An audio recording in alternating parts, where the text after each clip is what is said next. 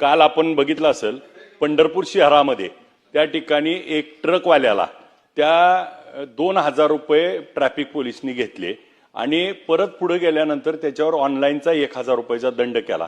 तो परत वळवून गाडी आणून रस्त्यात लावली आणि रस्ता रोको केला। 3-4 तास सगळ्या रांगाच्या रांगा लागल्या।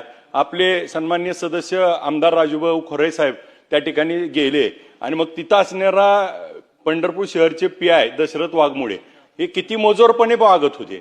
माझी आपल्या निमित्तानं अध्यक्ष महोदय विनंती आहे की या पीआय वरती पहिल्यांदा सस्पेन्शनची कारवाई करावी, कारण हे हप्ते घेऊन त्या ठिकाणी येणारी जड वाहतूक जी पंढरपूरमध्ये आता ब्रिजचं काम चालू आहे आणि अशा पद्धतीनं पंढरपूर शहरात येणारी जड वाहतूक रोखणं आणि मग ह्याच्यामधनं परवाच एक मुलीचा अपघात झालाय। तर आपल्याला या निमित्तानं विनंती करतो अध्यक्ष महोदय की हा जो पीआय आहे ते त्या ठिकाणी सातत्यानं तिथं ही वसुलीसाठी सगळ्या रस्त्याच्या कडेला ही पथकं नेमतात आणि वसुलीची जी मोहीम चालू आहे याच्यावर तातडीनं